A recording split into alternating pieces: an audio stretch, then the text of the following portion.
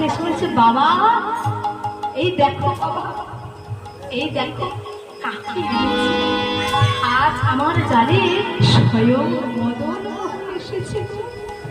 আমি মদন মোহনকে সুন্দর করে একটা মন্দির নির্মাণ করে